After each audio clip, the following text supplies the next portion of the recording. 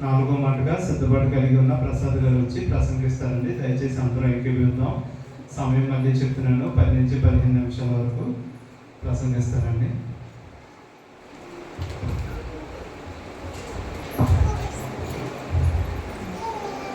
అందరికీ వందనాలండి. నేను మాత్రం అర్హత లేనాను. నాకు ఈ అవకాశం ఇచ్చిన దేవునికి, సంఘానికి, పాస్టర్ గారికి అందరికీ వందనాలు చెప్తున్నాము. ఈరోజు నాకు ఇచ్చిన మాట 4వ మాట 27వ అధ్యాయం మత్తయి సువార్త 27వ అధ్యాయం 46వ వచనం.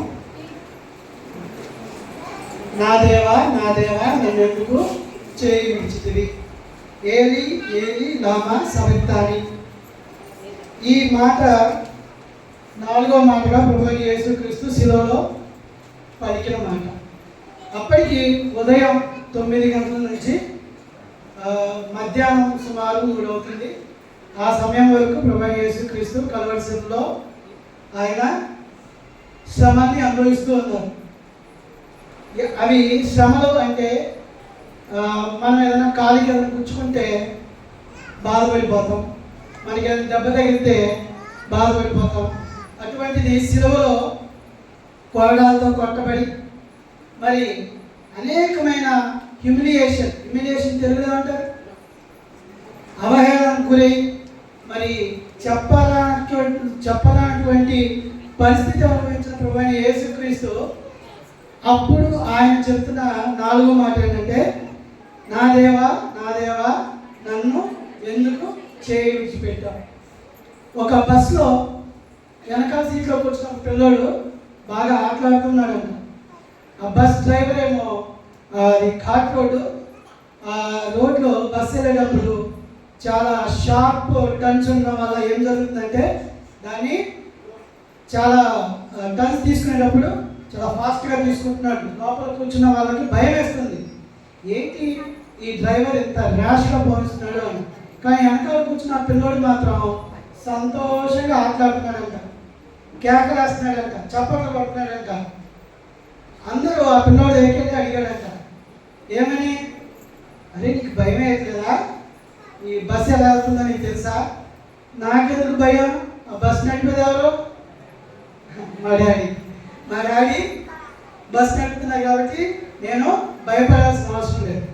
సో ఇక్కడ మనం తెలుసుకోవాల్సిన విషయం లేదా నేర్చుకునే విషయం ఏంటంటే, ఒక కుమారుడు తన తండ్రిని ఉద్దేశించి చెప్తున్న మాట, నా దేవా నా చేయి ఎందుకు విడిచిపెట్టావు. ఇక్కడ దేవా అంటున్నాడు, నువ్వేం కుమారుడు తండ్రి అంటున్నావు. ఎక్కడ ఉందంటే మొదటి మాటలో మీరు చూస్తే మొదటి మాటలోనే ఏముంది? మొదటి మాట, తండ్రి వీరేం చేయించున్నారో వీరు ఎరుగలు కనుక వీరిని క్షమించుడి.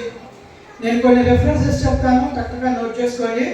సమయం 10 నిమిషాలే కాబట్టి నేను ఫాస్ట్గా వెళ్ళిపోతాను. యోహాను సువార్త 5వ అధ్యాయం 19 నుంచి 24 వరకు ఈ రెఫరెన్స్లో తండ్రి కుమారుల మధ్య ఉన్న అనుబంధాన్ని తెలియజేస్తుందండి. మీరు సమయం ఉన్నప్పుడు చదవండి. అలాగే యోహాను సువార్త 8:28 నుంచి 30 వరకు మీరు గమనించినట్లయితే యోహాను సువార్త 8:28 నుంచి 30 వరకు తండ్రిని ఎన్నడూ విడిచిపెట్టని కుమారుడు లేదా కుమారుని ఎన్నడూ విడిచిపెట్టని తండ్రిగా తండ్రి అయిన దేవుణ్ణి అక్కడ చూపిస్తూ ఉన్నారు. సరే, విషయం ఏంటంటే ప్రభువైన యేసుక్రీస్తు కల్వరిలో మధ్యాహ్నం 3 గంటల సమయంలో ఉన్నప్పుడు, తీవ్రమైన వేదన బాధలో ఉన్నప్పుడు, ఆయన చుట్టూ గమనించినప్పుడు చూసినప్పుడు ఆయనకు అర్థమైన విషయం ఏంటంటే, ఆయన ద్వారా మేలు పొందిన ఎవ్వరు అక్కర్లేదు. ప్రభువైన యేసుక్రీస్తు ద్వారా స్వస్థతలు పొందిన ఎవరు అక్కర్లేరు. ప్రభువైన యేసుక్రీస్తు ద్వారా మేలు పొందిన ఎవరు అక్కర్లేరు. 5 రొట్టెలు 2 చేపలతో 5,000 మందికి పంచిపెట్టిన ఆ సందర్భంలో ఉన్న ఆ 5,000 మంది పురుషులు ప్లస్ స్త్రీలు ఎవరు లేరు. 10 మంది కుష్ఠరోగులను బాగు చేస్తే ఒకరు తిరిగి వచ్చారు, మిగతా 9 మంది యాజకుని కనబరుచుకోవడానికి వెళ్ళారు. అయినా ఆ 10 మంది కుష్ఠరోగులు అక్కడ లేరు. అనేక మంది పాపల్ని మరి రక్షించిన సందర్భంలో, కాపాడిన సందర్భంలో ప్రభువైన యేసుక్రీస్తు ఉన్నప్పుడు వాళ్ళెవ్వరూ ప్రభువైన యేసుక్రీస్తు కల్వరిలో బలియాగబోతున్న సందర్భంలో ఒక్కరు కూడా లేరు. కొంతమంది స్త్రీలు మాత్రమే ఉన్నారు. ఇంతమందికి మేలు చేశా కదా, మరి నాకు ఈ పరిస్థితి ఉన్నప్పుడు నా కోసం ఎవ్వరు లేరేంటి? ఇన్ని రకాలుగా అనేక మందిని నేను ఆదుకున్నా కదా, రక్షించా కదా, స్వస్థపరిచా కదా, ఇన్ని చేసినా నా కోసం ఎవరు లేరేంటి? ప్రభా, నేను ఎవరైనా పట్టుకోవడానికి వస్తే నేను అస్సలు ఊరుకోను, వాడిని ఏమైనా చేయడానికి సిద్ధం, నీకోసం ఏమైనా చేయడానికి సిద్ధం అని చెప్పిన శిష్యులు కూడా లేరు, ఒక్క ఆయన ప్రేమించిన ప్రియ శిష్యుడు యోహాను తప్ప. మరి ఇటువంటి స్థితిలో ఆయన తన తండ్రిని జ్ఞాపకం చేసుకున్నాడు. ఏమంటే, తండ్రి, నువ్వు నన్ను ఎందుకు విడిచిపెట్టావు? నువ్వు నా చేయి ఎందుకు విడిచిపెట్టావు? తండ్రి ఎప్పుడైనా పిల్లల చేతిని విడిచిపెడతాడా? ఒక చిన్నపిల్లవాడిని తండ్రి ఇట్లా పైకి అనేసి పట్టుకున్నాడు అనుకోండి, వదిలేస్తాడా? పట్టుకుంటాడు వదిలేస్తాడు, పట్టుకుంటాడు కదా. మరి ఇక్కడ మాత్రం ప్రభువైన యేసుక్రీస్తు ఎందుకు ఈ మాట చెప్తున్నారు?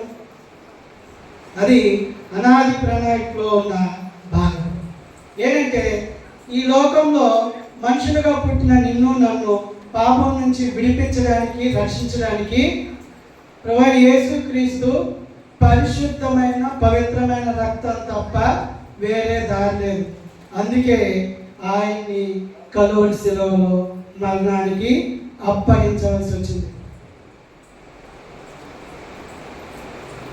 ఈ లోకంలో మనం గమనిస్తూ ఉంటే చాలామంది వింటూ ఉంటారు కదా, పేపర్లో న్యూస్ చూసినా, న్యూస్ ఛానల్స్ చూసినా, 10 రూపాయల కోసం తల్లిని చంపేశారు, లేదా మందు తాగడానికి డబ్బులు అడిగితే ఇవ్వలేదని రాయి తీసుకొట్టాడు. ఇలా అనేకమైన వింటూ ఉంటాం, చూస్తూ ఉంటాం. ఇవి చూసినప్పుడు నీ చిన్నప్పటి నుంచి, నువ్వు పుట్టినప్పటి నుంచి నీ మంచి చెడులు చూసి నీ తండ్రిని, నీ తల్లిని అలా ఎలా చేయగలుగుతావు? అవునా? కొంతమంది పిల్లల్ని కానీ లేదా పెద్దవాళ్ళని కానీ అడిగినప్పుడు ఏం చెప్తారంటే, మా నాన్న అంతే చేస్తాం, ఆయన పట్టించుకోవద్దులే, ఆయన మంచోడు కాదు. ఏంటి వాళ్ళు నాన్న గురించే చెప్తాను, అమ్మ గురించి చెప్పాను నాకండి. అమ్మ డెఫినెట్గా చాలా కీలో. అవునా?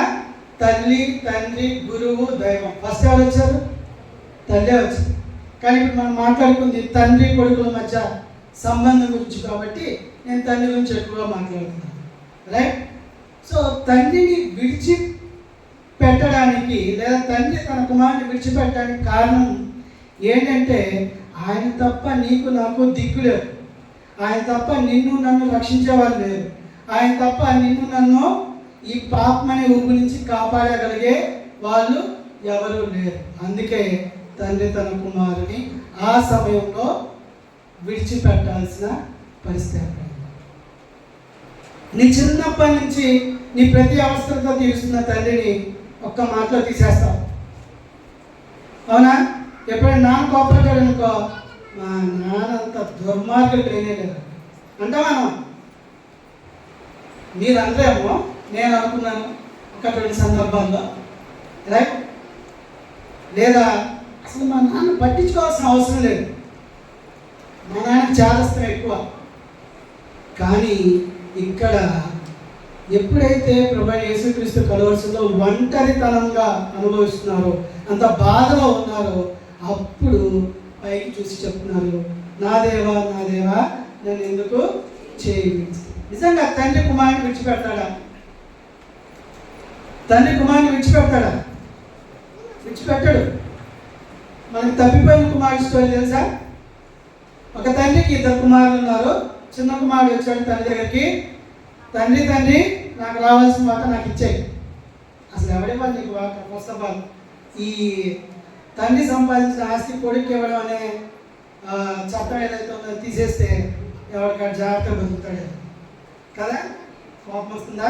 సరే, పర్వాలేదు. రైట్? నా తండ్రి దగ్గరికి వెళ్ళి అడిగాడు, నాకు రావాల్సిన వాట నాకు ఇచ్చేయాలి.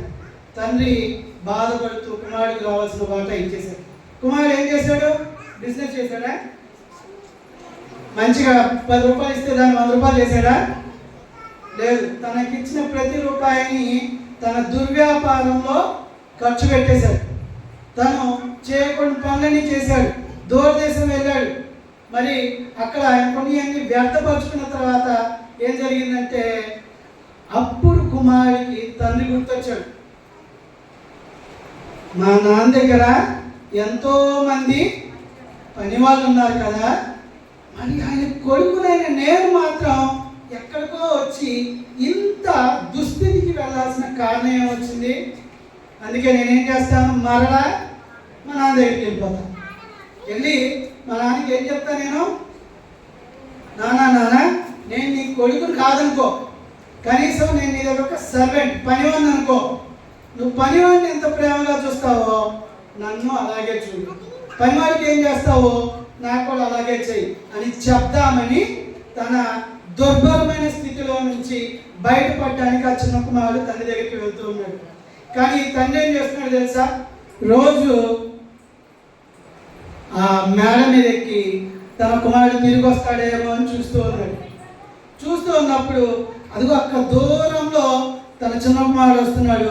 తండ్రి చూశాడు, ఇదేంటి ఈ వచ్చే వ్యక్తి నా చిన్న కుమారులో ఉన్నాడు కదా అని గబగబా దిగొచ్చి ఆ కుమారుడు ఎదుర్కొని వెళ్ళి నిజమే ఇది నా చిన్న కుమారుడు అని గమనించి గుర్తుపట్టి ఆ కుమారుడి మీద పడి ముద్దు పెట్టుకొని కుమారుడి దగ్గర తీసుకున్నాడు. ఆ కుమారుడు ఏడుస్తున్నాడు, బాధపడుతున్నాడు.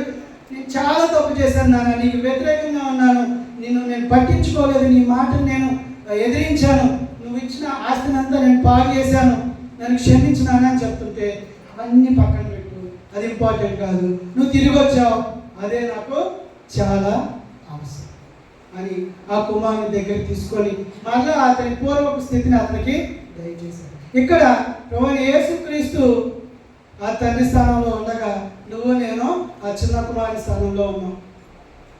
నువ్వు నేను తండ్రికి దూరమై పాపంలో పడిపోతూ ఉంటే నిన్ను నన్ను ఎప్పుడు వస్తావా అని వెతుకుతూ నీ కోసం నా కోసం తన చేతులు చాచిన ప్రభువైన యేసుక్రీస్తు నిన్ను నన్ను పాపం నుంచి విడిపించాలంటే ఆయన చేయాల్సిన ఒకే పని ఏంటంటే ఆయన ప్రాణాన్ని బలియాగంగా అర్పించాలి.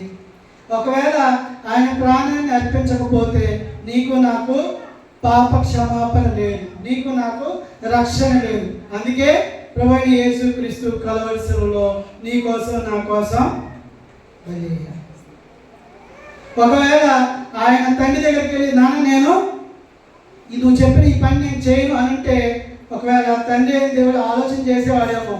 కానీ ఈ కుమారుడు ప్రభువైన యేసుక్రీస్తు తండ్రికి ఎదురు చెప్పలేదు సరికదా, తన ప్రాణాన్ని బలియాగంగా సమర్పించడానికి కూడా సిద్ధపడ్డాడు. అందుకే మరలా మూడో దినం ఆయన తిరిగి లేచాడు. తండ్రి తన కుమారుని ఎప్పుడు విడిచిపెట్టడు. అలాగే ప్రభువైన యేసుక్రీస్తు నిన్ను నన్ను ఎప్పుడు విడిచిపెట్టాడు. అవునా? అటువంటి జీవితం మీలో మాలో అందరిలో ఉండాలని నేను మనస్ఫూర్తిగా కోరుకుంటూ ఈ అవకాశం ఇచ్చిన దేవునికి, పాస్టర్ గారికి, సంఘానికి వందనాలు చేస్తున్నాను. Thank you. ప్రసంగించిన ప్రసాద్ గారికి వందనాలండి. 4వ మాట గురించి ప్రసంగించిన వాక్యం గురించి మన మధ్యలో ఉన్న యేషప్ గారు వచ్చి ప్రార్థన చేస్తారు.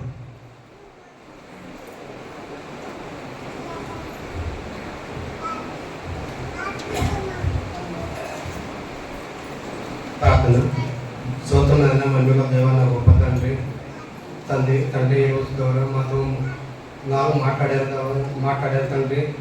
తండ్రి మా కొరకు తండ్రి ఎంతో తండ్రి మీరు భరించారు తండ్రి ఇంకా జరగబోయే 2 మాటలు మీరు తోడు ఉండండి అయినా, మాతో మాట్లాడిన అయినా ఈ ప్రార్థన నామం సమర్పిస్తున్నాను, తగ్గించుకోవడం నామం నుంచి ప్రార్థన చదువుతున్నాను తండ్రి. ప్రార్థించిన యేషప్ గారికి వందనాలు.